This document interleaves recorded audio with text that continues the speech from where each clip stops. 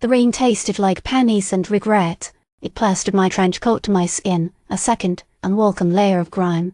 Across the street, the Blue Dahlia shimmered with sickly neon, a beacon of false promises in a city drowning in shadows. I pulled my fedora lower, shielding my face from the downpour and the prying eyes of the night. They always seem to be watching. My name's Jack Rourke, private investigator. Some folks call me a snoop. I prefer truth seeker. Tonight I was looking for a woman named Lila Monroe, a singer, a knockout, and, according to her worried husband, Vincent Monroe, a collector of trouble. Vincent had hired me 2 days ago, a nervous, sweating man with a face like a crumpled newspaper. He's paid well, which always sets off a little bell in my head. Rich men don't usually hire private eyes unless they're hiding something. Lila had disappeared after a performance at the Blue Dahlia a week prior. No note, no goodbye.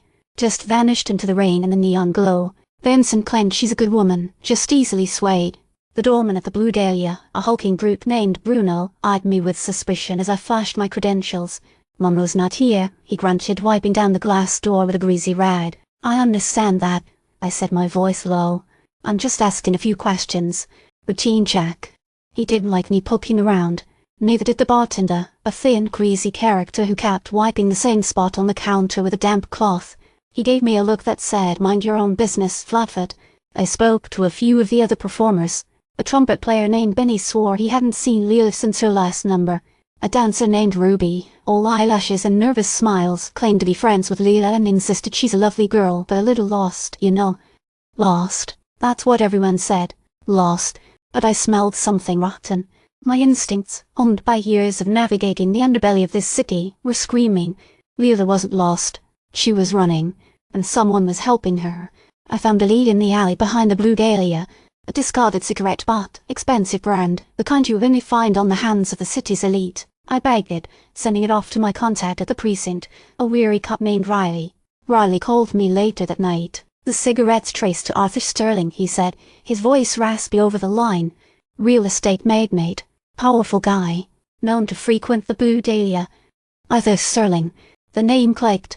I remembered a brief mention in a society page. Sterling was rumored to be having an affair with a singer. It all started to make a little too much sense. I paid a visit to Sterling's penthouse apartment the next afternoon.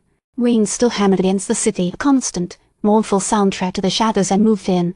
The place was opulent, dripping with expensive art and antique furniture. Sterling, a man built like a granite statue, greeted me with a cool, dismissive gaze. "Mr. Rourke, I presume," he said, his voice smooth and condescending. "To what do I owe this intrusion?" "I'm looking for Lila Monroe," I said, cutting to the chase. "I understand you know her." Sterling's expression didn't flicker. "Miss Monroe is a talented performer. I'm a patron of the arts." "You're also having an affair with her," I countered, letting the accusation hang in the air. He finally showed a reaction, a flash of anger in his eyes. "That's a slanderous accusation, Mr. Rourke. I suggest you be more careful with your words." "Careful? I've been careful all my life. It hasn't gotten me anywhere. Where is she, Sterling?" He sighed, the gesture theatrical. "Miss Monroe isn't available at the moment. She's taken a leave of absence. A sudden need for respite." "Respite from what? From you?" He didn't answer. I knew I was close. I could feel it. I left Sterling's penthouse with nothing but a gut feeling and the lingering taste of expensive cigar smoke. My instincts told me Theodore wasn't hiding. She was being hidden. Riley called me again that evening. "The cigarette," he said. "It wasn't just Sterling's. There's another print. A woman's. And belongs to Eleanor Vance. Eleanor Vance. Sterling's wife. A woman of icy beauty and a reputation for ruthless ambition." The pieces fell into place with a sickening finality. Sterling was having an affair with Lila. Vance was tired of being a pawn in her husband's games. She's likely orchestrated Lila's disappearance, using her to punish Sterling and possibly to gain some leverage. Attract Vance to a secluded estate on the outskirts of the city. The rain had subsided, leaving behind a damp chill that seeped into my bones. As I approached the gate, I saw a car parked in the driveway, the sleek black Packard. Lila Monroe was inside. I confronted Vance in the library, a room filled with the scent of old books and the weight of unspoken secrets. Lila sat on a plush armchair, her face pale and drawn. She looked like a bird caught in a gilded cage. "You shouldn't have come here, Mr. Rourke," Vance said, her voice as cold as the rain that had just fallen. "Lila wanted to be found," I said, my eyes fixed on the singer. "She's in danger," Lila whispered. Vance smiled, a predatory curve of her lips.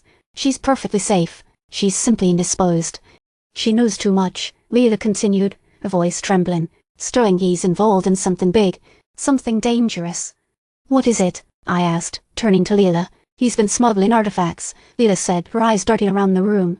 Ancient Egyptian relics. They're being shipped out of the city under false pretenses. He's partnered with some very unsavory characters. Vance's eyes narrowed. You shouldn't have said anything. Suddenly, the door to the library burst open, and two burly men in dark suits stormed into the room. They moved with a brutal efficiency, their hands reaching for weapons concealed beneath their jackets. A fight erupted. I managed to take down one of the men, but the other proved to be a formidable opponent. He was fast, strong, and clearly trained. Just as he was about to land a knockout blow, a shot rang out. The man crumpled to the floor, a crimson stain blooming on his chest. It was Sterling. He stood in the doorway, a smoking pistol in his hand. You shouldn't have interfered, Rourke, he said, his voice laced with venom. Where are the artifacts? I asked, ignoring the threat. They're on a ship leaving the docks tonight, Sterling replied. Destination Alexandria. He turned to Vance. Clean this up, he ordered, gesturing towards the fallen men. As Sterling and Vance left the room, I approached Lila. Are you all right? She nodded slowly. Thank you, Mr. Rourke. You saved me. You've got a lot of trouble ahead of you, I warned her. Sterling will let this go. I know, she said, her eyes filled with a mixture of fear and determination. But I'm not going to be silent anymore. I left the estate, the rain starting up again.